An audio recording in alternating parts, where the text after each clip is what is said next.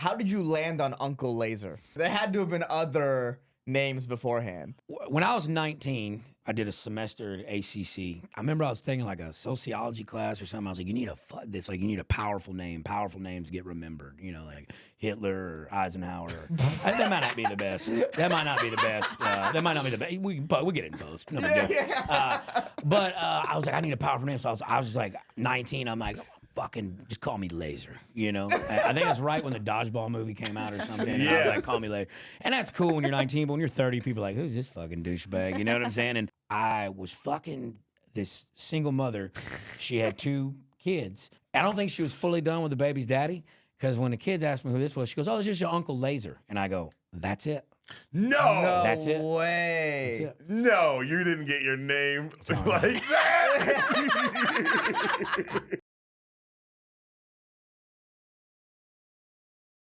What's up, guys? I got some dates for you. Mainly, go watch my Don't Tell comedy special. If you haven't seen that yet, please go watch it on YouTube. Type in Deric Poston, How to End Racism. Go run those numbers up. Leave a comment for the algorithm. You guys have been killing it, and I really appreciate everyone who watched and everyone who's been sharing it. I love you all so much. I will be in Janesville, Wisconsin at the Comedy Cabin. That is June 27th and 28th. July 11th and 12th, I'll be in Memphis, Tennessee, doing Don't Tell comedy shows. So check out their website at Don't Tell in Memphis, Tennessee for July 11th and 12th. August 7th, 8th, and 9th, I will be at the Denver Comedy Works with Brian Simpson. And September 4th and September 10th, I'll be September 4th at the Ontario Improv and September 10th at the Irvine Improv with Ehsan Ahmad. We will be co-headlining. So come on out. Let's sell those out too, guys. Hey, it's Ehsan Ahmad. This is my dates. June 12th to 13th, I'll be at the Deaf Puppy Comedy Club in Manteca, California. August 29th through September 1st, I'll be doing a festival in Bend, Oregon. I'll be headlining one of the shows. Look out for me there. September 4th and September, I'll be in Ontario Improv with Deric. And September 10th, I'll be at Irvine Improv with Deric. September 20th, we'll be doing the Detroit House of Comedy. Deric and I will be there as well. And then October 16th, I'm coming back to Cleveland in Hilarities. So come see me there. Enjoy the show.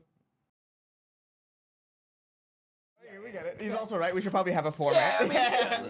I like it. You think I didn't want to talk about Ivor the Boneless or whatever the fuck? Ivor? Yeah, fuck him, dude. I wanted to talk about. I like that. That's what he wanted to talk I about. thought he was about to go, you know what'd be cool if y'all have me on right now. I'm like, man, we'll wait. we'll sorry, Lazer, but we're gonna. Hey, congrats on selling out the American Comedy Club. Or no, y'all are at La Jolla. How many does that seat?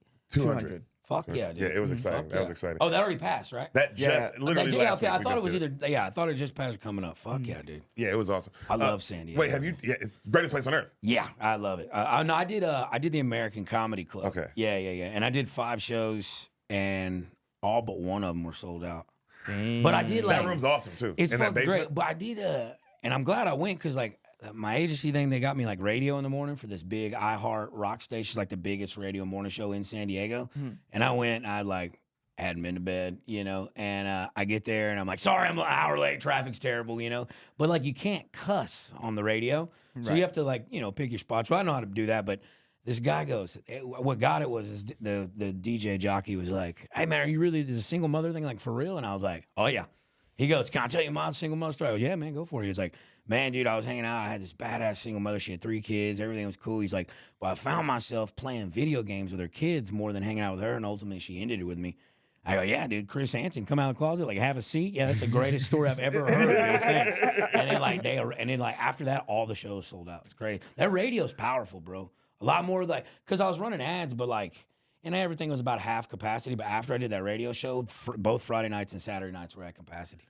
From the radio show. I thought it was pretty historic. I thought it was fun. But that's what they tell you. That's what everyone will tell you. But they did say it's the biggest rock station, iHeart station in, like, for morning radio, people's commute and stuff. And they were even telling me, like, Hinchcliffe used to, when he would do the American down there, he would come on and do that and shit like that. So. I mean, it is smart. And then you say it because you're like, who's going to listen to the rock station? It's like, no, there's still like fucking millions of people. Exactly. Dude, I don't personally listen to radio. I just get on my phone, you know, and like, but I mean, I guess people cruising to work, you know, like older generation, like 40s, 50s. Yeah, did you notice that the crowd was a little older than your normal crowd? It's kind of hard to say. I mean, because I could see, you know, in the American, you could see the people in like the front row, maybe the second, but after that, it's kind of, you know, it's dark. You can't really see anything. But there was an older man.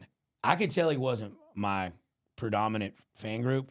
He was probably in his late 60s, and he had, I guess, I asked him if it was his wife. He said, "Nah, we just live in sin." And I crowd worked him, and I do this one where I'm like, ask about, if a guy's ever sent his woman a dick pic, and I was like, "Hey, man, did you ever send this lady who you haven't married, you've been fucking for 60 years, you ever send her a dick pic like via telegram or fucking horseback and carriage or whatever?" He goes, "No, I don't need to do all that." He goes, "I just do this." And he puts his fucking sandal, open-toed sandal on the stage, 13 size foot, and he goes, "I just show her this big bastard." And I go, "Holy shit." It was the best, interaction with a crowd member I've ever had, because we just went down a wormhole for 20 minutes. Yeah, just dude. throwing You talked to an dick, ogre. Oh, yeah, basically, yeah. So maybe he listens to the fucking iHeart. I don't know. Damn, bro, that's crazy, because I think about doing radio sometimes, but then if anytime it ever comes up, I kind of because if it's between that or a pod, I'm like, oh, I'll do somebody's, because in your head you're like, oh, I guess I just go on somebody's big pod or whatever. But the idea of hearing live, you say though. that, You know hearing what you I'm say saying? that, it's like, it is live. Every time I've done, because not every market has chance for radio, but the ones that I have done radio for, it does seem to have somewhat of a turnout. Wow. So keep that in mind. I thought it was dead. I don't know a single person who listens to the radio. I don't either. Who actually listens to the radio? Right? Yeah, I don't know. Do your parents even listen to the radio? My dad listens to podcasts of his favorite radio shows now, but he doesn't listen to live radio. I think my parents, but I think Sirius XM. Would that be considered radio? Yeah, I mean, that's satellite radio. So, Yeah, because it's if somebody asked me to go on Sirius, I would do it as well. You have Sirius? No, but if somebody asked me to go on it. Oh, to go on it to promote. To promote. Yeah, I would. I mean, I do guess it. iHeart's kind of the same, though, right? You know what I'm saying? It's not just a local radio Yeah, station. they have their app and you can listen to it. Their shit. So, it worked. I did it in Buffalo. Came on there, talked about the Bills, and then talked about the show I had, and I got, that it led to some more ticket sales. So, I thought it was for dinosaurs, but I guess it works still. Yeah. Yeah. In my mind, radio. That's nice to hear. Yeah, I mean, it's just, you just got to look at it as content. It's just another piece of content you could put out to promote. That's why I look at it. Yeah, because the idea is that the thought, it was that radio is on the way of the payphone. It's just gonna go. We're not gonna have it anymore. 100%. I wasn't expecting you to blow my mind this early. Hey, just wait till we get in it. Dude. No, that was genuinely that was a nice tidbit of information, dog. Yeah, it's okay. But yeah, San Diego's dope. No, that's the greatest Oh place. my of all God, time. it's That's so where we cool. started. Yeah. Yeah, Oh no shit. Me, him, Brian Simpson, Taylor Tomlinson. I don't know if you know that. Her, Zoltan, a guy named Dustin Nickerson. All of us were at the same time. San Diego. Yeah, the Gaslight District down there. Yeah, brother. Yeah, dude, it was going out Madhouse, there. ACC, and then you go to La Jolla, and then you go to the Comedy Palace. We were bouncing around, dude. Fuck yeah. And we were there for years. What, 4 or 5 years? No, 2 years. I was there for 2.5 years doing comedy. Why did that feel like 4 or 5 years? Because it's just so long ago. Yeah. Yeah, you weren't there for 4 years at all. Not even close. In San Diego? Yeah, not even close. Not doing comedy, no way. It had to be, dude. I mean, I was there for 2.5 years doing comedy. I'm telling you right now how long we were there. Lazer, we were there 30 years. This guy's a fucking We moron, just moved dude. to Austin. We actually. just got here. This guy's a fucking He's been idiot, doing dude. comedy in Austin longer than he was in LA, too. But he told me that the other day, and it blew Were my you mind. ever past at the store? No. No. We were door guys. Things started going well. We stopped being door guys. COVID happened. Oh, And then moved to Austin. So we kind of Yeah. in the time we would have gotten past if the things, let's say COVID never happened, it was clearly you It were was on the way. way. we were on the stages. So we had just stopped being door guys, and we were making a living doing comedy at that point. So things are going well, and then COVID hit. Man, And then came back to here, had to start back over. I can't even fathom because I got into it when it all moved here. You know what I'm saying? I never really done. First time I did Kill Tony was the first time I ever was on stage ever doing stand up. I didn't know that. Yeah, 100%. Yeah. I'd never done stand up ever until that first night he pulled me out of that bucket. Wait, what made you put your name in the bucket? So I dated this fucking witch, right? and we went out. I remember it was December. It was my best friend's birthday. We went out for his birthday on a Sunday on E6, and that's when we went to Latchkey. Nice. That's when Nether Hour used to play at Latchkey. Well, I didn't know who Nether Hour was, but when we walked in, I played music my whole life. So when I see a band, I'm like, oh, these guys are just weekend warriors playing shit cover songs. But I was like, no, this band's fucking badass. And I remember saying it out loud. And she's like, well, I used to fuck the lead singer and I used to date the guitar player. And I was like, well, I hope they get in a car accident when they leave, to be honest. But I went up and I met him and bullshitted with him. And then a week later, me and her split 800 time. And they were opening up for my buddy Ellis Bullard in New Braunfels, and I was still living out there at the time. I went and saw him, and me and Bobby hit it off. We became Instagram friends. We would send memes and stupid shit. Well, that's when Kill Tony was at Vulcan, and Nether Hour would play the after party every Monday. Yeah. So he's like, man, dude, you should come on this show we play for afterwards. I had no idea what it was. He's like, it's just, and that's when I was blowing up on TikTok. He's like, you should come over and do this. And so I met Tony the first time in the green room, and he didn't call me up. And then the second time I went and met him again.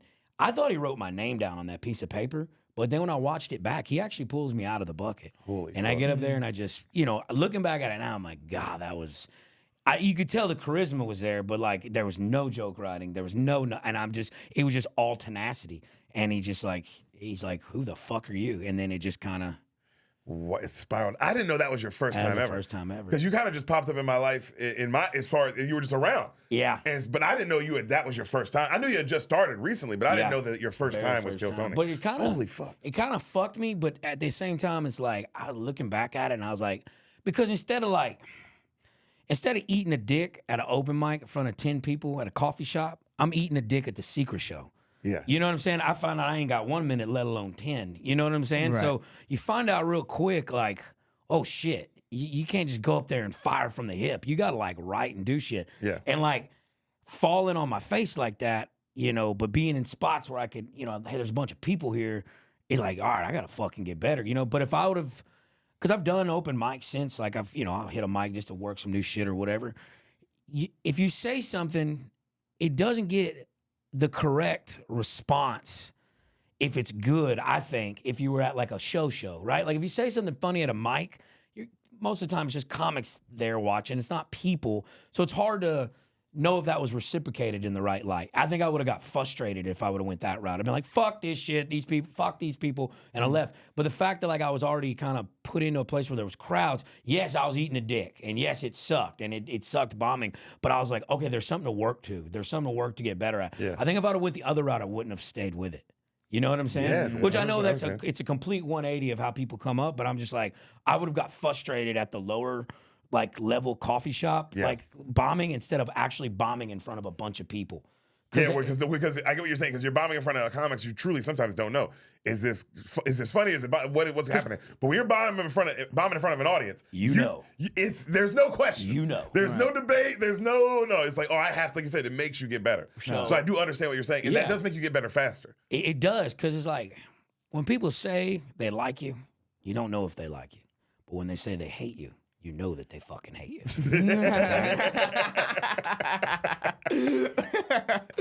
Only thing is, I turn all my haters into fans. You know what I'm saying? Yeah. We've been rolling. Are we missing all this gold not on the podcast? We haven't started yet. We're still Holy shit. We're still just hanging with the boys. we're still trying to get in the mood. But yeah, there is like because we came up in open mics, you become very aware of like what the open mic reactions are. So it's like, that might work on stage based on how they reacted. Okay, I see what you're saying. They laughed in a way that's like, I think this is only funny for comics. Like you learn the different types of open mic laughs. Sure. Which is why when you are performing so much in front of an audience, going to an open mic is also worse, because then you might pick up some tendencies from that. Tendencies to get the big laughs in the room with the comics when you're really supposed to make the audience laugh. I tell you what I think is the most beneficial part when you're like trying to fucking train that muscle.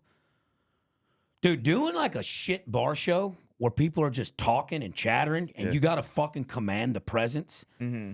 You learn something in which a way that you cannot learn anywhere else. You really learn like, like perfect example. And this is a testament to fucking Darius Bennett, right? Yeah. I think he's one of the best comics that I know personally, just for the simple fact I had a WTF East, the new one. They had this fucking train company that wanted a private comedy show on a Monday of the fucking championship basketball game, okay? And it's a bar show, but I'm like, okay, they're paying me $1,500. I'll give each comic $150, whatever. Come out, just hit 10, 15-minute spot, whatever, boom, a little nice little payday. Well, I get there, and these people act like they don't know they had a fucking comedy show planned. The goddamn TVs are showing the national championship game in the background, okay?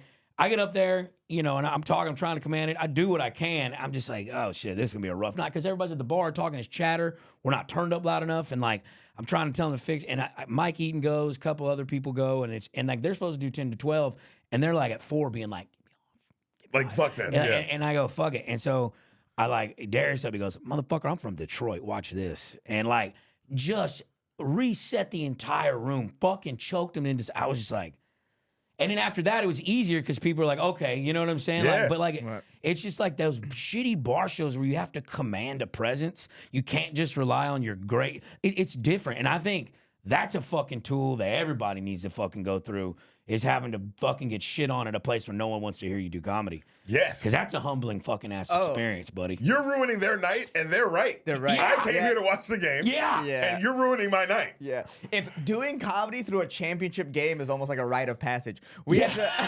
to, we once had to do a show in LA during that LA Astros World Series game. yeah, dog. And it was the Game 5 World Series Oh, the game one where where they everyone was went hitting the home runs and Bregman Went wins ape it next shit. inning. Yes. Yeah. That game. Oh my God. That game, we had to be on stage. Quite possibly, like, this is one of those games that people who don't like baseball were like, what the hell is happening? Everyone's just hitting home runs. And, Yeah, it was crazy. And then it's just us. Yeah, dude, that's gotta be brutal. Fuck. Yeah, no one. I mean, we're in a room performing. Everyone is in the other room watching the game, but we're still in the room performing. Man, that was a crazy show. Dude, and let me Forgot ask y'all about this, if y'all get this inflection with it, if that's even a word. Like if you do like a run of shows, like even if it's just like you do like 4 spots in the night, right? Okay. And you crush the fucking 3 spots. And then that 4th spot, it's just mid, or you kind of eat a dick, or it's not good. I would have rather not done that spot and lived on that high horse of them 3 Yeah. than sit there. Because now I'm going to dwell on that shit until my next time I get on stage. And it eats me. I don't sleep. I'm like, you know what? My dad was right. I'm a piece of shit. You know, like, God, dude, I hate that. I like. No, ending the night on a bad one sucks. I'm like to Ending the point where night on a I'm bad one sucks. like, man, I'll show up and I'll be like, yo, my mom just died. I gotta go. You know what I'm saying? Like, No, there's been many a night where I've gotten up like 4 or 5 times, and then and the night goes exactly how I want it to go. And so I do the last one. I'll be like, you know what, I'm good. Like sometimes I do feel like I'm walking out of the casino up. Yeah. That's a perfect fucking analogy. Yeah. Holy shit. You know what God I mean? damn, that's a good Then analogy. putting it dude. playing one more time, and then like you just fucking A. yeah, dude. But I do enjoy a good bomb makes you just fucking brings you back to life, dude. It'll make you feel a certain type of way. It'd be like, but, and then like saying a new joke on stage for the first time and actually finding it, that's better than coming, in my opinion. I've come a lot. Yeah, you seem like you come, brother. I come a lot. I'll show y'all after we do what we're doing on my podcast. But I'm gonna there's gonna be a format to it, right? There'll be like, it's like just give me some of the nastiest DM shit, the weirdest shit you've ever seen, and then like there's like one where they like blow how far they can get a dildo. It's just all predicated for that OnlyFans adult kind of thing. But it's kind of like modern day Howard Stern. I was just about to say, it seems like that. It's like I'm gonna I'll do my regular podcast with my comics and acting people, and then shit like that, just for like, because if you look at it, them girls live a type of life that 99 the successful ones. I don't just take every slap dick off the street. You know what I'm saying? I'm talking about the ones that got a following and make $100,000 a month. Right. They have to be somewhat intelligent to make that kind of money coming in. You have to be good at. You have to be good because you know what you're doing. Exactly. Right, And you're hot as shit. So- 2 things have to happen. There's Exactly. a lot of people posting on OnlyFans to nobody. Oh yeah, Facts. just show and hold to absolutely no one. Just Yeah. being a whore Yeah. for the void. Yeah, just Like, to damn. kill time, you Yeah. know. So you get them, and they surprisingly it's a pretty good conversation because they live a life that 99% of the planet doesn't live. Yeah. So you get to have insight on their world, like, holy shit, the other day I had one, and she didn't want to show her titties. I said, you do it, whatever makes you feel comfortable, darling. She was like, I got pasties, but my husband doesn't want me to show my nipples on camera, but we could still do it for. I go, yeah, fuck it, I'm in, But she was telling me, I was like, what's one of your weirdest? And it goes today, and my editor just sent me the clip. I was like, it was one of the weirdest DMs. She's like, well, there's this group of guys, their girlfriends went out for the evening, and they stayed home, and they're messaging me, and they bought like $600 for my content, and then he sent her videos of them like jerking each other off to her content. And then they started like blowing each other to her content. And I'm like, what is happening? Just a couple of guys pounding around their girlfriends. And I'm just like, I've never would even think that would be a thing, you know? But it's gonna make for a hell of a clip, you know what I'm saying? So, and then Darius was in there too. He's like, what the I looked at Darius, I was like, hey, don't you ever try a little gay shit with me like that. You know what I mean, Darius? He said, man, I'm not gay. I go, well, you took me to that gay bar in Detroit at 4 o'clock in the morning when we got off stage, didn't you? He goes, yeah, but we were the only straight guys in there and we got all the women. I go, that's fair. Yeah, like some sexy studs. Wow, those your clips are extremely different than our clips. Yeah, Yeah, but yeah, We talk mainly Bob's Burgers in our clips. oh, I got you guys a gift. Are you a little sex freak, dude? Are you honestly is it real? The character that this Lazer character who fucks Lee Stepmom, is it real? Are you really a freak I mean, like look, that? I fuck. Listen, we getting after it. You know, in the oil field, right? You know, for 13 years of my life, you go out for 2 weeks. You have to stay sober, follow a regimen. Yeah. Couldn't do drugs. Wait, you have to stay sober? I mean, you can't drink on location. You can't fucking you can't do anything. They have they weed. No, dude, that's the thing. From the age of like 20 to like 30. I can count on one hand how many times I smoked weed just because it stayed in your system longer. And when you get randoms like that, because dude, I was running a crew like, you know, handful of guys. I was making like $500,000 a year. So I was like, I ain't fucking that up. You know what I'm saying? That's why when I tell my dad, hey, I'm gonna quit this job and go be a comic. You know, he's like, boy, that's so I'd be 2 weeks on, 2 weeks off. So the 2 weeks I'd stay, and then 2 weeks off, I just go fucking bananas. So like, I kind of carried over in this, but I learned real quick, like, you know, like whereas I'd be the 2 weeks off, be partying, and then I could go back and reset for 2 weeks, you know, center myself. There's not that in this life, and it's actually a lot more accessible. Like even if I'm not doing spots, there still can be work be done in networking, just going out, being there, right? And I don't drink at the house by myself. I don't just get fucked up. Like I'm not like an alcoholic. But if I'm in a social setting, I'll drink. But I learned real quick, like, boy, I don't know how to not drink in a social setting. And then that starts leading into, oh, hey, I'm feeling a little drunk. Let's go get a bag, you know? And then and so but no, it's real. It's just, but now it's just like, I kind of just leave that for tour if I'm going to do it. I mean, I'm with a chick now, and like she lives with me and we do our thing. So I'm cutting down. But like, I know that content. My daddy used to say, if I can get you to look, I can get you to listen. Well, you see titties, you'll look. You know, and now if I've got something, you know, if I've got something of substance on the back end, it's just a plus. Yeah. You know, so I don't know. Interesting. I was, very curious to how real the sexual I'm throwing prowess dick. was. Okay. I'm throwing pole. I mean, not very good pole, but I'm throwing it. Yeah, me too. Me too. Fucking all the time. Me and Are Lazer. you Even with the baby? in a relationship? With the baby, yes. Is it make it? Is it? Yes. Because I got a dog and it gets in the way. Yeah.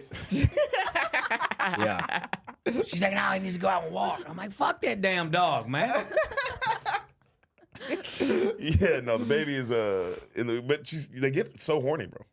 Yeah. Pregnant women are. I fucked a pregnant woman. Yeah, but I say I've had sex with pregnant women before. Damn, my I feel like I'm pregnant out. wife. I feel like I don't. This is a part of life I'm missing. They do get very horny, but I will say this. I told somebody this last night. Fucking a pregnant woman and it's not your kid. It's kind of like more wild. At least for me, I didn't give a fuck at all. Yeah. About this thing because it's not. I don't know whose baby this is. I'm trying to it has nothing indent do its with me. head. I'm trying to fuck it up. I don't know. Right. When it is your kid, I will say it is. Be careful. You're way more, and you're just in my own head. Every time that baby moves or anything, it's like I do care. Yeah. Yeah. No. You can't. You can't. Yeah, I heard him. You know what I mean. So I did notice that. Like, I feel bad because she is more horny, and I'm a little more like.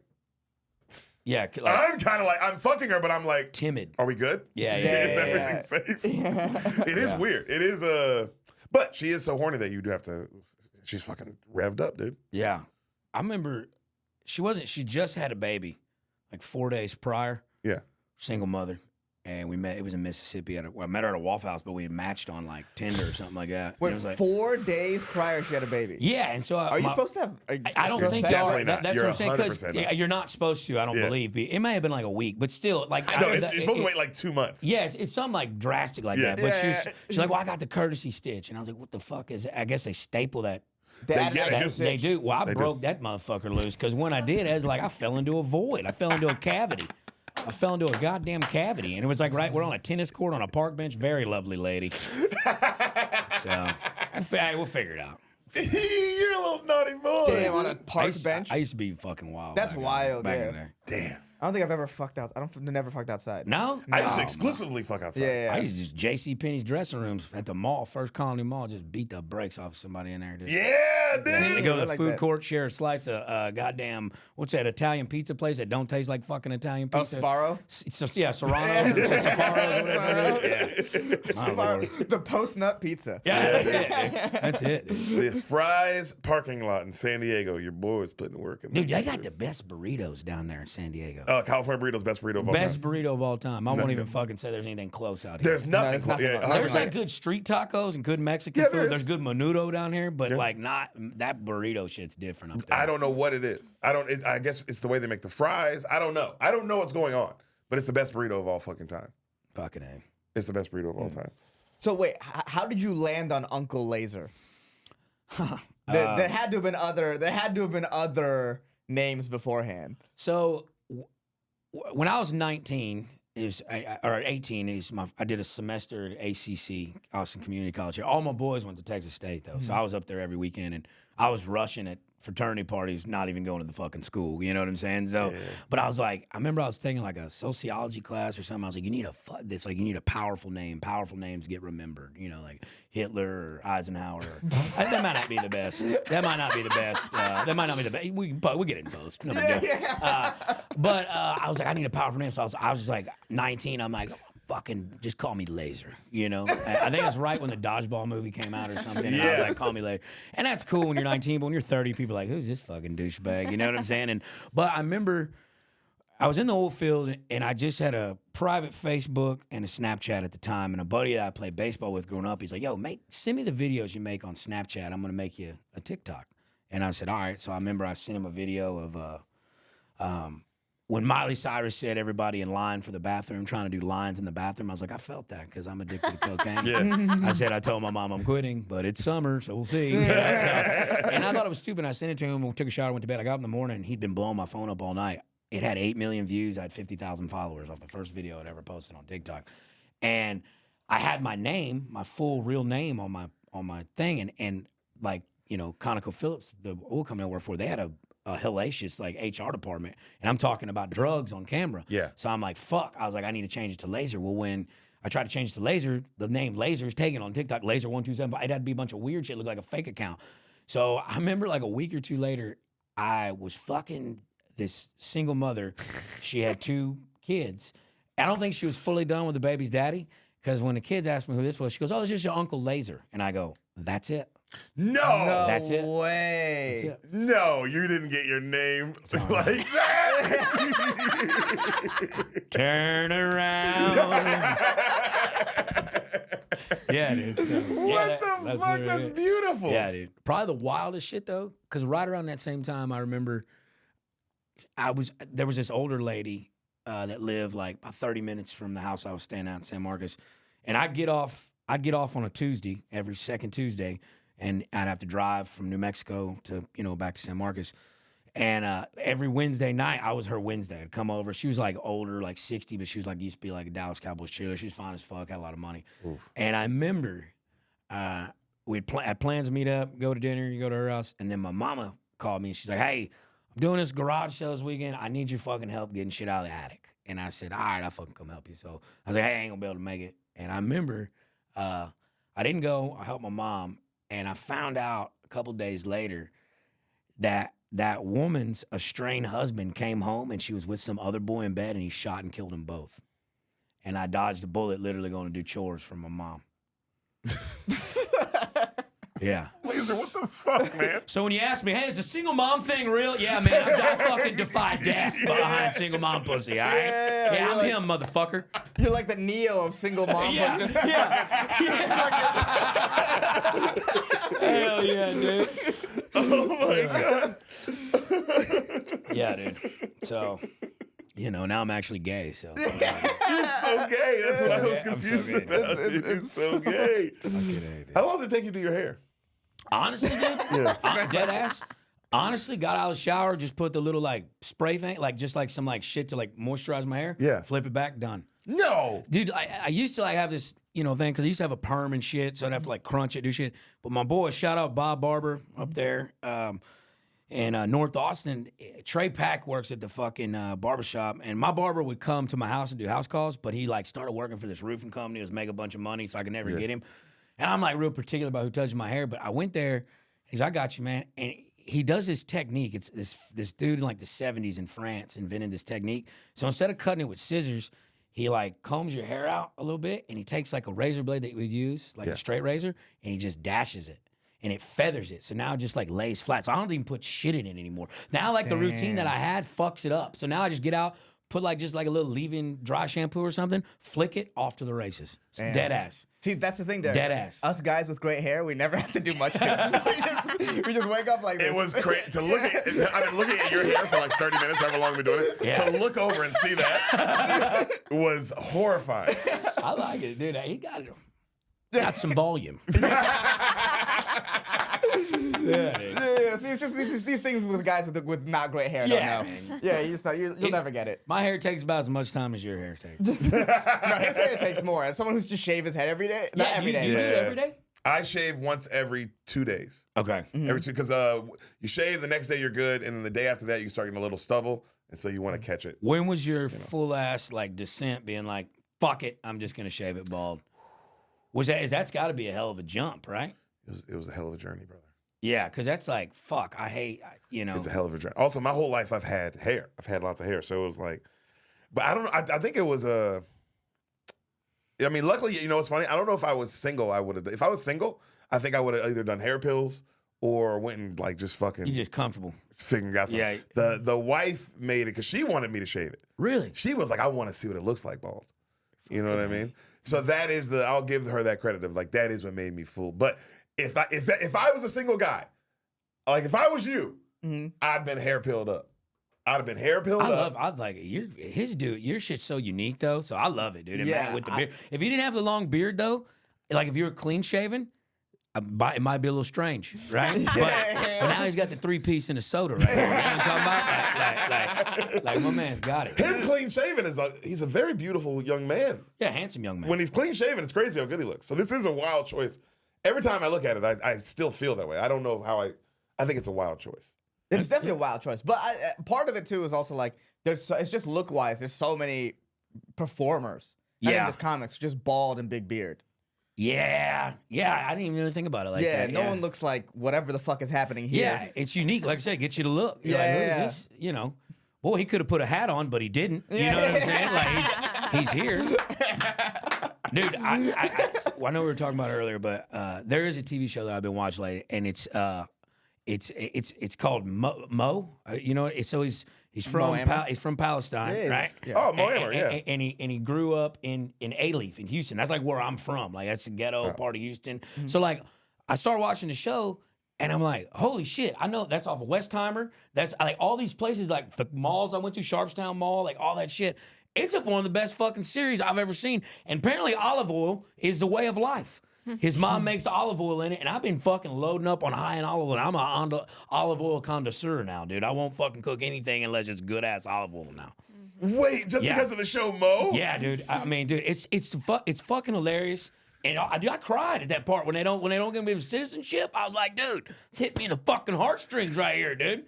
Because they like leave Iraq or Iran like early. I think aren't they Palestinian? Palestine. I'm sorry, but they have to go through Iraq or Iran to get out, and they get hemmed up at the border, and like his mom does some, and he like fake cries and like gets him out so they don't take all his money. She's like, "This is all the money your dad gave us. Like, if we get stopped at the checkpoint, we're done."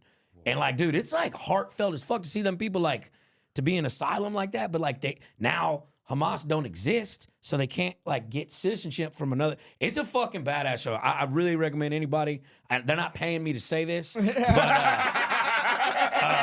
It's fucking an awesome show. It's a feel-good show, and it's fucking Slim Thug's in it, Paul Wall, fucking... very Houston. Very Houston. If you're from H-Town, you'll get it all. It's badass.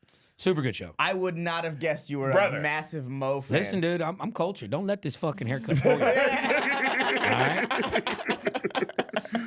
Oh, my God. That was a dude. beautiful I'm description of the telling you, show dude, Mo. it's great, dude.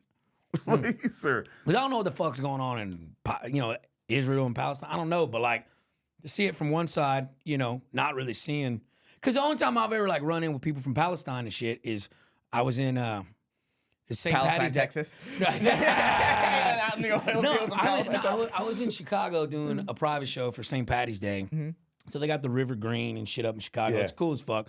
But they got like Palestinian protests going on, holding up traffic, shit like that. And I'm just like, listen, I'm nobody tell nobody how to do a protest here, guys. I'm going to be honest with you. Maybe y'all just go inside, buy everybody around the beers. I'll get behind Palestine. We getting fucked up together. Because if you can drink on it, you can think on it. You know what I'm saying? If y'all holding up traffic, now I'm pissed. Now I'm pissed. But I get it. Like, but then like seeing that show, I was like, I got some insight on the other side. You know what I'm saying? But I don't really know Jewish people either, so I don't really give a shit. You know what I'm saying? I'm just like, look, just be kind to someone else. Do as you want to others. But I don't really get into politics, but I was like, yo, this is a badass show. And it gives you insight on some shit, a life that what you'd never really see. You know what I'm saying? Oh, it's beautiful, Lazer. Yeah. Didn't think you were getting this today, did you? Did not. This is why we don't have a format. This is you don't get to this Yeah, if you have a game plan. Yeah. It's a non-game plan conversation. I want to know something, Lazer. What's the end goal? Like, do you want to Also, be real quick before you say that, I do think it's really funny because you're trying to be cultured. You're like, Palestinians, you and I, we should have a beer together. That is a very funny He's right. to a group of Muslims, though. But he's right. I never agreed with anything anymore. When he said, "Oh my God," if their protest was, "Hey, come in and have a beer for Palestine," Right. I do think they would change the tides of this thing. I mean, you know, you get a couple more votes. You know what I'm saying? Like, and also too, I didn't know when I got up to Chicago. You know, they got their big hot dog community up there, right? Yes. And we go to the Five Guys, and they got Five Guys in Texas, it was just a burger joint, but they had hot dogs there, and they had a kosher dog.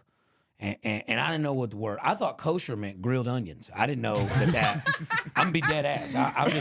I'm dead. So the boy handed me the hot dog, and it's just a fucking plain ass wiener and bun. I go, hey man, where the grilled onions at? He goes, what? I go, kosher dog. Where are my onions? He goes, yeah, that's not what that means, dummy. I go, quit fucking with me, man. I said, put my fucking grill. He goes, man, that's not what that word. I mean, kosher means is like blessed. I said, you're blessing a hot dog? I said, you know, chicken peckers are in a hot dog. I said, y'all got to bless a hot dog, but y'all need like permits and shit from them underground tunnels at the synagogue. Fuck you, dude. Give me my goddamn grilled onions. Shit pissed me the fuck off, dude. It turns out it actually is blessed meat. I didn't know that. That's my bad. Anyways, let's go have a beer with the Palestinians and the Israelites, dude. What are you fucking talking about?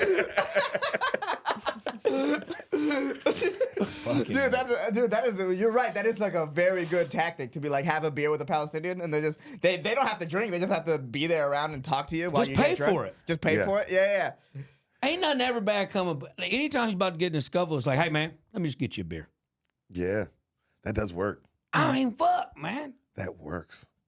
Yo, I'm 100%. This is not even a guess. There's no way you're not going to be involved in the WWE someday.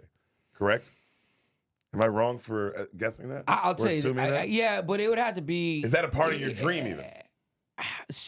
I mean, look, I grew up watching, and I mean, Attitude Era is my shit. You got a Stone Cold shirt on right now? I mean, yeah, look, I grew up on wrestling. I still remember me and my dad, you know, me and my brother and my dad would wrestle in the living room during commercial breaks and shit, just beat the shit out of each other, you know? But about 2 years ago, there was a wrestling faction out of Bryan College Station called Lions Den, or Lions Pride. And they said, man, we see you on Kill Tony all the time. Love you. Like, our 5-year anniversary of our faction being together is coming up. We'd love to have you come down for a few days, script a match out with you, teach you how to wrestle, and like put on a show with one of our best guys. And I'm like, fuck yeah, I'm in. And you learn how to take bumps, fall on the mat, you got to tuck your chin so you don't hit your head. And then, you know, I got chokeslammed by a big 7-footer on a cushion, but like it still knocked the fucking breath out of me. And dude, I'll tell you one thing. One thing I didn't know growing up, I thought the referee was just a pawn. I thought he was just, you know, there for the show. Yeah.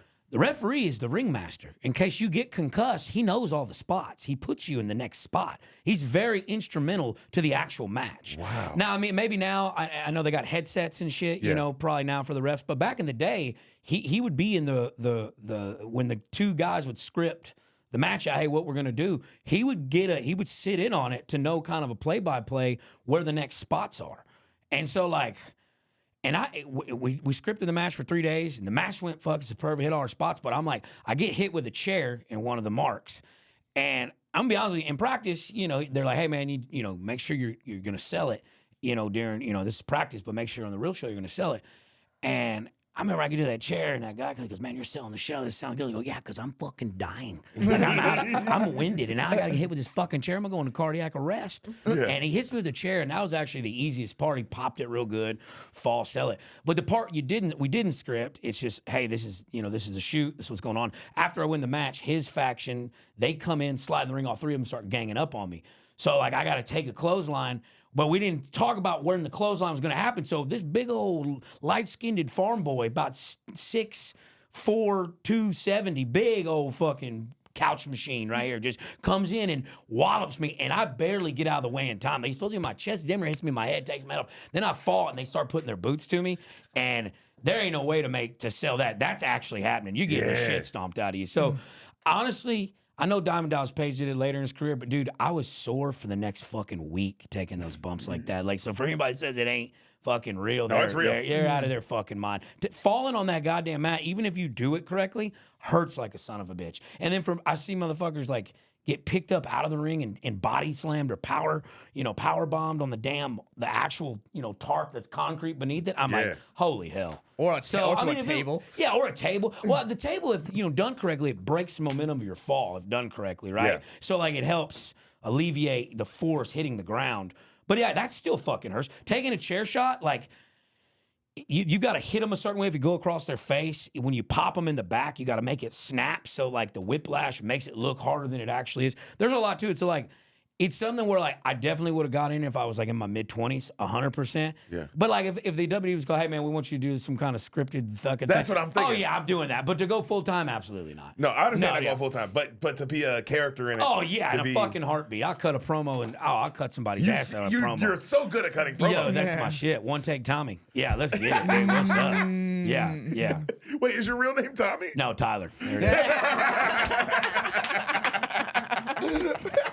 Such a gay first name, Tyler. Yeah, he's super gay. Yeah, but the whole name's Tyler Wayne. So like that's kind of dope. I could have just went with that as a stage name. But it's a great name. It's Batman. Yeah, very Batman. Yeah, Batman-y. But like Uncle Lazer just Uncle Lazer's that guy, for you. That guy's just like, Well, you kind of know what you're getting into with an Uncle Lazer. Yeah. And then he walks out looking like this, and you're like, okay, the name makes sense. Yeah. If someone goes to an Uncle Lazer show and is like, where's the political takes? That's on you. Yeah, that's me. That's bad advertising. You know what I'm saying? No, that's how the guy going. You gotta know. Uncle Yeah. Lazer isn't gonna tell you what's going on in Palestine. I'm just trying to have a beer.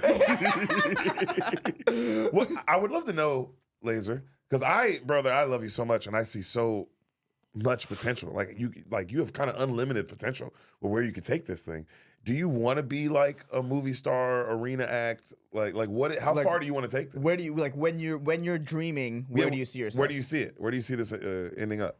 I mean, I got goals just like the rest of us, right? Mm-hmm. But honestly, if I can get to a point where I can take everybody I've ever loved out on a trip and they don't have to pay for shit, then I've won. Now you're right? preaching. I mean, like that's a great answer.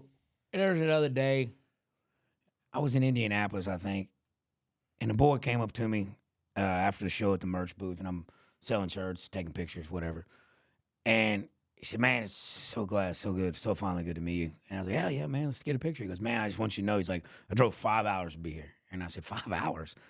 And he said he was somewhere. I was like, man, I'm coming to that place in like, a month or so. And he goes, man, he said, look, my dad just passed away. And he said, when my dad was dying in the hospital, we'd watch your TikToks, you in the mirror doing all your funny shit. And for that moment in time, we got to forget about the bullshit and just share a laugh. And I was like, man, that's better than money. If I can make somebody's day a tad bit better just by making them laugh, I've won.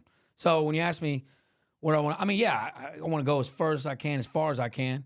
But honestly, just I've been rich, in the oil field, and I grew up pretty poor, right? Yeah. And my grandma told me something when I was younger, and I didn't understand it then, but I do now. She said, all money does is buy a change of misery. It's your happiness. It's the only thing that matters. Yeah. So I'm just like, I'm having fun. For the first time in my life, I'm like, wake up and greet the day with just like, what can we do today? So like, I wouldn't mind being a movie star. I actually am more obsessed with stand-up than I am anything else. Yeah. But I'm great in front of a camera on set. I like that whole side of it. But like strategically making jokes better, condensing them down, writing, moving them, finding transitions, finding callbacks, finding tags, like going through that process, I'm fucking addicted to it. Yeah, It gets to the point where like, and like one thing different with me, and I think a lot of comics, I don't know if they do it the same way. Like, you know, I write, but like, I don't necessarily need a mic to show me where funny's at and stuff. Yeah. The world is your stage, right? So anytime I'm networking with some people, or anytime I'm in a group of people, or you know, at a party or something, I'm not doing stand-up format jokes, but I'm finding the funny in the shit that I'm saying, and I'm making mental note of that. So then when I get back to my house, okay, that got a good laugh right there in a normal conversation. Because at the end of the day, you're not being funny on the in the garage with your homies. You're being funny in front of strangers, and you've got a format and structure that different. But at the same time, it's the same thing. It's exactly. You're trying to work it so the vibe is you're in the garage with your friends. Exactly. Yes. And you get to that flow state, and you know, I don't get it every set, and sometimes I'll go weeks without having it. But every once in a while, there's a time in a set, in a joke, where it's just like, bow, bow. Yeah. And there's things coming off the top of your head, like you would just say in the garage, that flow with that fluidity, so smooth. And I'm just like, fuck, that's a good feeling. Like getting off stage and crushing it. I've done a lot of drugs, mostly all of them. No, that's so many. I've done a lot. But the high of coming off stage and like just knowing, motherfucker, we're here. There's no better feeling, and I'm addicted to that feeling. Yeah, the beauty of stand-up is that it's hard, and like the first time you like get that feeling, it's like riding the dragon. But the beauty of stand-up is if you keep working, you get to ride that dragon quite a bit. Yeah. You know, it's not like drugs where you're kind of chasing it. With stand-up, you get a chance to ride that motherfucker. Yeah, if you do well. And you know, I grew up playing sports. You know, What'd you play? Baseball and wrestling. So I was too small for football. I mean, I played, but I was just. Yeah, you were not too small for football. I was 5'5", 145 pounds. You were a little tiny boy. Yeah, I wasn't very big. Oh my god! Wait, what'd you play in baseball though? I was center field and pitcher. I'm left-handed, so I can throw. Left-handed too? Yeah. And so, but like it's competitive, right? And it's very, you know, it's sports are very. Hey, you do good, you get looked at. You don't, you know, but comedy's subjective. Just because I may not find this guy particularly funny, some people do. So there's no real wrong way to do comedy. There's no wrong other way. than just bombing your dick off and being a racist piece of shit, you know. But like, well, even that has its place. and it does. Because I mean, it does. It does. And so like being able to not have limitations and having to be structured one lane. Like I know, like if I'm in baseball, if I'm throwing left from the left-handed side, even if I'm throwing low 90s, I'm still getting looked at because I'm coming from the left-handed side. Yeah. You know what I'm saying? But here, like, you can do so many different things, and it's just like, Hinchcliffe told me one time, he goes, look, dude, you're dog shit at comedy. He's like, but you know your voice. You have your character.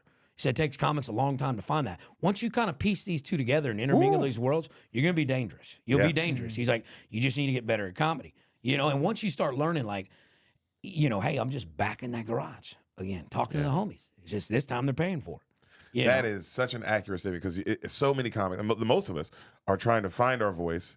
While you're getting good at stand-up, you're trying to find your voice. So to come at it from the other way, where you've had your voice, you had to learn how to get good at stand-up. You know what I mean? But then and it's such a beautiful thing. You have to, but then. Do you physically write? Oh, yeah. And like. Type or I have to you write it. Okay. I have to now when I have like a joke idea or something funny happens, I'll write that down on my phone. Of course, But I'll revisit that with pen and pad. And Jason Rouse taught me that. He's like, you know, I shot a special for HBO. He's like, for production, you have to write every single fucking word out for that special. Yeah. So he's like, you need to get good at that. And I find in writing it and then reading it back, writing it, reading it back, you can find like, it's tongue-tied, or hey, that needs a different line here, or you find little things Or there's in too there. many words in between this joke. Exactly. Yeah, there's too many words in between laughs. But when you get on stage, it's still the Wild West. You know what I'm saying? I'll still follow that joke. It might not be to the T, but I know my points, and I know the points to make leading up. Now, there'll be a little bit of fluff, but the fluff is fun, because the fluff can give you a tangent, or the crowd says something weird, you tangent off there, you know, like a little one-line zinger. There's just a little thing. But that's what's nice about the fluff. The fluff could be a one-line zinger, or it could be like, oh, we just went on a 10-minute tangent. Yeah. And now we're coming back to this joke. And now I'm already killing you. I just killed you for 10 minutes. I haven't even done the joke yet. Exactly. That's when you're in flow state, you know. And sometimes in the flow state, there's a punchline on an older joke. I forget what it is off the top of my head now. I have to look at my book. But I remember I was at Vulcan, and I just, for some reason, just the way I was talking, blah, blah, blah. And like, I never said that before on stage, never wrote that. It got the biggest pop of the night. I go, there's the fucking punchline. You know, and just finding it by doing it. You know what I'm saying? So it's just, there's no wrong way to do it. And I like that freedom of that. You know? Dude. It's fun. One of the most famous comics in the world right now is a crab. That's my favorite thing about comedy right now. One of the best comics in the world right now, he crab walks on stage. And I'm assuming there have been people in his life told him, "Hey, bro, stop doing that." Yeah, there's no. Or like you can't, or like that's never going to be a big thing. Yeah, exactly. I had him on my podcast about 2 years ago, Casey Rocket, and I asked him. He said, "Man, did you traditionally start out like not moving?" Yeah. He goes, "Yeah, I ate dicks." So then he's just like, "Fuck it, I'm just gonna crab walking across the stage." Yeah, you know, and I'm just like. You don't know until you try. You don't know. Lazer, you don't know until you try. This is the philosophy of you know what's funny? Lazer. I was like, oh, we're going to come on here and just probably have a ruckus of a time. Yeah. And maybe end up wrestling. Cut to you being like, God, you're just saying the most thoughtful, insightful thing about the Mo Ammer show. Yeah. It's like, whoa, Great wait a minute. Lazer, I wasn't prepared for this episode. That's another There's thing. a philosophy book you have in you when you're older. I think. Oh, yeah. No, for sure. yeah. Oh, bro, you can write a great Jeff Foxworthy style, like Lazer style. Like this is how you joke. live. This is how you can live life fully. That's the other part I like too about it is like, look, like I know when people look at me, what they expect, right? You don't know me. And maybe I put this up because this is a defense. This is a wall. Because like you judge a book by its cover, you never read the book, right? So like if my mom would say, the people you want around you are the people that'll open the first page. You know what I'm saying? Yeah. And like from there, they'll see the depth. And so it's like, y'all are fucking up by having an opinion so fucking early. You know what I'm saying? That's why I listen to everybody. I take both sides of everything. It's like, because I don't know who you are until I really know who you are. You know? So, yeah. Damn. I'm actually gay. Wait a minute.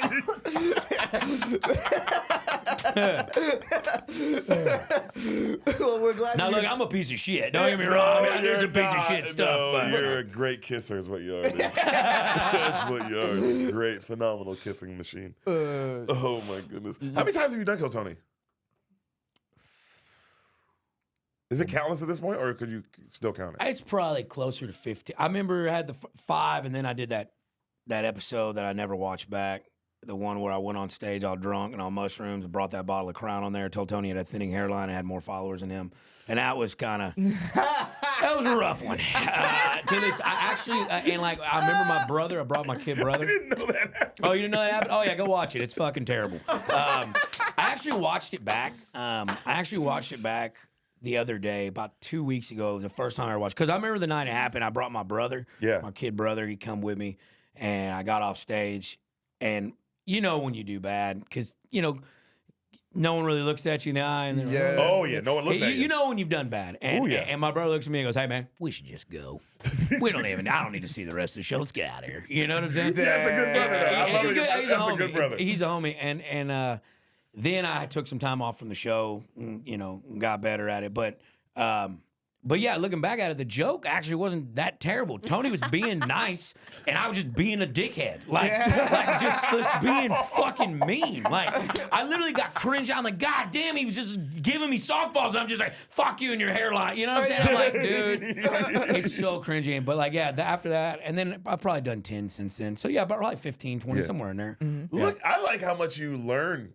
I think that's why you're just the endless potential for you, my friend. Is just 'cause you every time I talk to you, you're always learning about what you're doing and like learning from mistakes and learning from, and not just that. Like I didn't even know about that, but I was just going off like your stand up. You know what I mean? Because I've gotten to watch you this whole time. Get better, you know what I mean? Definitely gotten better. Yeah, I appreciate that. 100%. And also too, to be, you know, like I'm more of a storyteller per se. Like Ron White, I didn't watch a lot of comedy growing up, but I watched more like Whose Line Is It Anyway, like sketch comedy, Saturday Night Live, shit like that. Yeah. But I remember like, you know, when I go to baseball tournaments, my dad drive me. We had the Blue Collar Comedy CD, and Ron White was always my favorite. But you know, I'm like, I'm just not built for that minute. But then I've seen Ron White do minutes on Kill Tony, and it's a different muscle, right? And like once you get in all that, like. And now, like, even now, knowing I have to do minutes and stuff for that show, like, I'll take, like, a serious show and do what I think I'm going to do for the upcoming minute. and just try to trim it down on purpose. Not even to a minute, but be like, hey, I know this joke top to bottom is a good 4-minute joke. Yeah. And it kills. It kills when I go on the road, it kills in front of my crowd. But let me see if I can just fucking tighten it up even more. Yeah. Maybe I can just extract everything. Because you do need fluff for hour sets. I'm not saying it shouldn't be 30 minutes of fluff, but there's going to be times where it's set up to where like, hey, we can spin off here and do something right here. We can, this joke is built to play around We can with. play around. Let's have fun. You know, because like, look, I've watched the Red Hot Chili Peppers 7 times. Okay? It's been the Chili Peppers, but it ain't been the same show 7 times. You know what I'm saying? Yeah. And I like that. I like you never know what you're gonna get. So, but that minute, now I'm finally comfortable in my comedic ability where I'm like, all right, if I need to write a minute, I know how to do a minute. Yes. You know what I'm saying? I can take what I already do, condense it all the way down, keep the funny, and keep moving. Yeah, because the minute is getting a joke to its absolute purest form. Pure cocaine. Like just this is as pure as it is, as the joke can be. Because it's like, well, there may be an act out there, but it's like this is truly in a minute. You got enough time to do the joke. Yeah, and sometimes that's about it. Sitting in a pause for 10 seconds is very important to a joke that you do. That's a 3-4 minute joke. You're not eluded that luxury at that point, unless it's just it's fucking. That's the part of it. It's got to be there, you know. So no, the minute took me a minute to understand that, and now that I do, I'm like, all right. Anytime he like says, "Hey man, you want to come do a minute?" I'm like, yeah, I always got him in a chamber now. You know, because now I'm waiting in the wings, watching all my counterparts, you know, do these things. I'm like, fuck y'all. I was like, don't let me out on here. Don't let me loose, because I'm coming. Don't let me loose. Don't cut me loose, because like now I'm ready where I wasn't. But I had a career before I quit this. You know what I'm saying? Yeah. So it's like, I'm not coming in here to just take part and skate by. I was like, it may be loud and it may be abrasive, but it's trial by fire is the only way I know how to work. I love you know. Yeah, you and Brian Simpson are I think the only 2 people I know who had full on careers before comedy. What did Brian do? I didn't know that. Brian was a military guy, but Brian worked he worked at the Pentagon. Oh, like Brian was making money, had like a big job, making a living. You know, he's an ex-Marine and all that. But then he started working at the Pentagon after, and then he was making all this money, and then he became a homeless. Oh shit! comedian. I didn't know that. That's badass. Oh yeah, if you like Brian's story is crazy. If you like, so Brian didn't start doing stand up till almost 30 or whatever, like 28, like 29, 30, because he had a real job and a real life, like a career, an actual in career. DC. Fuck. So yeah, it's the only 2 people I know who actually were making like not because motherfuckers have a job or something. But I'm talking about like a career. Like no, they were making money, house, mortgage, that kind of shit. Yeah. Right. Yeah. So it's very it's pretty cool, man. It's pretty interesting, and it makes your path different. And a lot of niggas might hate on it because motherfuckers don't like that, you know. Well, comedy also is a world of snobs. It's a world of snobs, bro. And there are no fucking rules. That's my favorite part of this thing. It's and there are no rules to who gets it when and what. And I like that. I like how beautiful the game is because the game is long. You know what I mean? I like that. I like that people blow up, people blow up, fall off, blow up again. I like that it's a long game. Yeah. You know what I mean? Yeah. I like that it and there's no right or wrong answer. It's kind of that's what makes the art form so beautiful, and not like a baseball or a football, like where it's like, no, it has to be done in this time frame. You got about 10, 15 years while you're young. You have to set up in these formations. Everything has to run off. I love hearing you say that. It's like, man, it's the same reasons I love the art form, bro. It's just I feel like it's the last form of, like, it's the last true art that's free, like free speech. You know, it's the last one that's like, it's not bound by anything. You know what I'm saying? I mean, I think it's as close to like painting shit. You know what I mean? I was like, painting is pretty free. I would compare it to that. Sure. Yeah. I guess I look at it from that point of view. But you go out there and you do you, and you try to make it good, and then you fucking sell it. Yeah. You sell it. You know. So God, we're so gay. We are, dude. And this lady got mad at me the other night for saying the word. I'm like, ma'am, I'm gonna say that word. She said, you have no right. I said, I rode short bus growing up. You're goddamn right you did. She said, no, you didn't. I said, yeah, I lived so far out in the country, it was easier on gas. Zinger!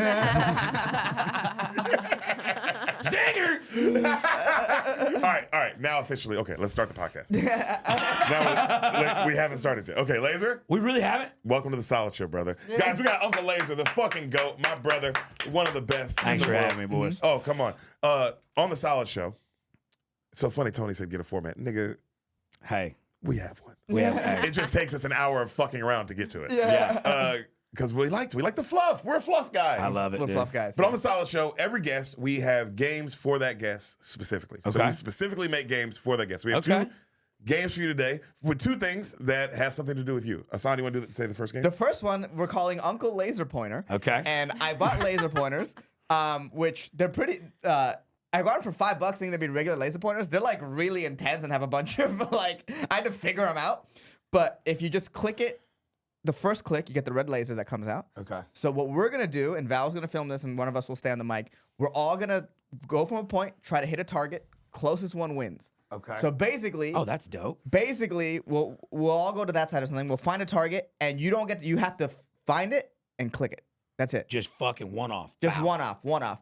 Just Okay. give you a little note. The laser comes from the small hole that's not covered in glass. There's one that's covered in glass, and there's one that Okay. isn't. That's So, what. How do I turn it on? Oh, here. Let me. So you have to slide it forward. Let me- It does suck that it's not just a regular button. Yeah, it does. Yeah, that's weird. Yeah. It's way too fancy for what this is. It's way too fancy for for $5. See, there's different types there. Okay. So you it's just hit it forward. Okay. it's Slide it this forward. button, just Go one click forward. forward, All right. and it'll go up. Beautiful. All right, All right, we got to pick our targets here. We gotta pick- I say we all have to have the same target. We have to. we have to have the same target. Yeah. Like Mexican standoff? No, we're not trying to kill each other. Val, you fucking piece of shit. I say you see that right there in the middle, like Where? Okay. What about this hole in the wall shit. on the brick over there? I like that. We stand Yeah. over there and we Yeah. try to get to that hole in the wall. Yep. See that? You see that? You see that little circle? yeah, that circle. Yeah. Hit it just so I know, so we all Here, make here. sure. All right. You want to film it? No, hold on. So this one right here, right? All right. I'm going off cuff right here, boys. Okay. Over okay. the head. Like Over the I'm head? Like I'm throwing an axe. Okay. All right, let me see.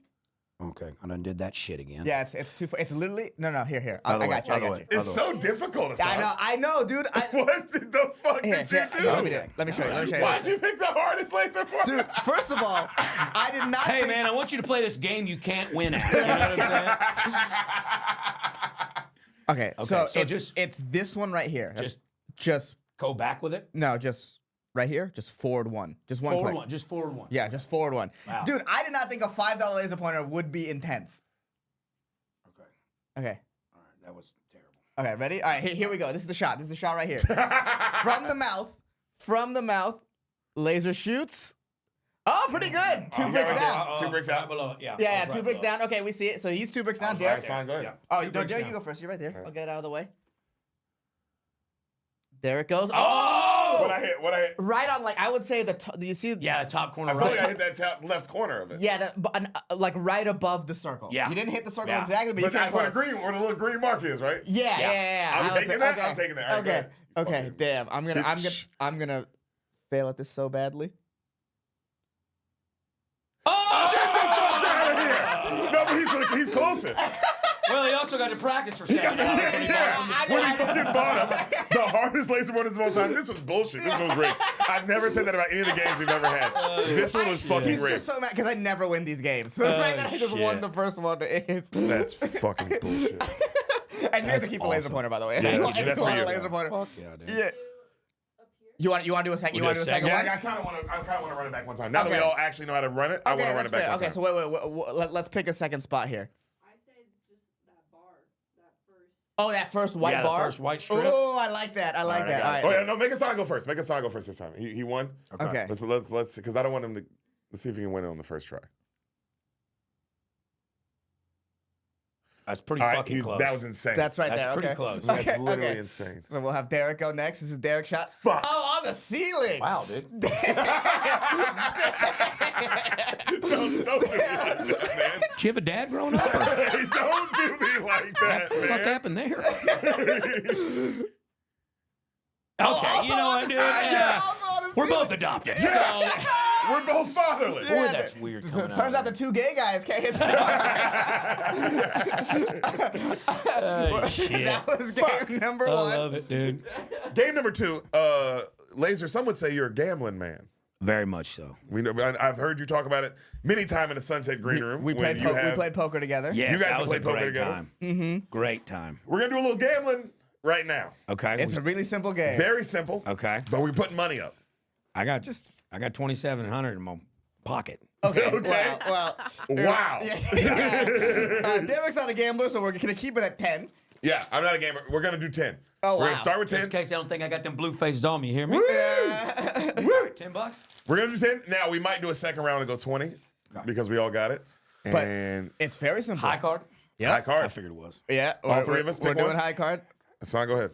I'll pick last. You guys go first. All right. Anywhere from the deck? Anything This is wild? for $10. No, no wild. Just ace is high too. On these Kill Tony cards. Kill Tony cards. All right. I'll pick this one right here. Let's flip up. Show the camera at For the same time. $10. Highest card wins. 3, 2, 1, flip. Oh, goddamn. 7. What'd you get? Ace. Ace. Oh my God, a 6. All Pay right. the man! Derek, we'll give Derek 10 from each of us. Now, Woo! do you want to do one for 20? Yeah. All right. He's raising stakes. He's raising stakes. All right. He's raising stakes. I'm up 30 right now. No, I'm up 20 right now. You're up 20 right now. I'm up yeah. 20. Yeah. Yeah, you're up 20. You can't lose. I can't lose. can't You lose. can just break even. Damn. Oh, what are you guys? Yeah, someone's getting lunch. Yeah. Let's go. Yeah, one of us, unless Derek wins again, that'd be crazy. Man, if I win this, then you win $60. I'm And then just- we'll do I'm calling 100. Sam, We'll do I'm 100 on the leaving her. laser pointer. No, it's not a way. Little Robbins. All right, here we go. Here we go. Here we go. Here we go. Pick a card. Wait. All right, we're going top. Hassan, you pick one? I'm going top right here. Everyone, 1, 2, 3, flip. Show the camera. Oh my 2. God. Ace. How Six does again. it feel? I know. Wait, so what just happened? All right. I won. Money wise, I know, but what does that We're leave us? even, and he owes me. I owe him 20. 20 I and owe you you 10. 10. I'll take it. Yeah. Oh, we came up. We came up out of this. We came up out of this, dude. Huh? Thanks for having me. Yeah. You're the first guest to leave with making a little money. Oh my God. Okay, That was ladies. great, dude. People need to do that more on podcasts. Yeah. It did get the blood. Yeah. The blood got pumping a little bit. Fuck. The first one was fun. The second one, I was like, if we keep doing this can get nasty. Oh yeah, yeah. If we Oh keep man. playing this, we can do this for hours. Yeah. Oh man. Should we do one Just more? ruin a friendship over high cards? Should we do one more for $30? Of course. All right. We're doing one for $30. Hold on, We're doing hold on. one more, and then we end. And then we Or end. else this is gonna get really dangerous. Yeah. Can I Oh grab my. one? You want to grab one too? Val wants to be in on the $30 game? No, Val. 'cause No. You barely make enough money as is. Yeah. Genuinely, we don't pay you enough, and we have to pay you less. All right. Let's go. I'll pick first this time. You pick first this time, you little fucking slut. Yeah. Derek now with the pick. Laser with the pick. Don't look at it. Don't look at it. We'll I've flip gone at the from same this time. side each time. I just wonder how crazy Okay. it is. Here we go. Ready? This is for One. $30. Yeah, it's for $30. High card wins. 1, 2, 3, flip. 9, 6, Yeah! 4.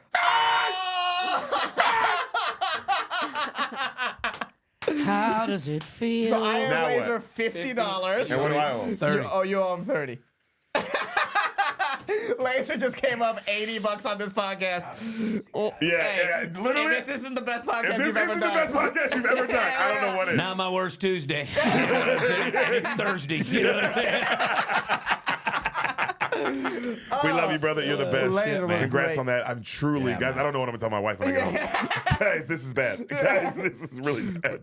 We did. Thank you so much for Hey coming. man, We thank you guys appreciate for having me, you guys. You're the best. Yeah.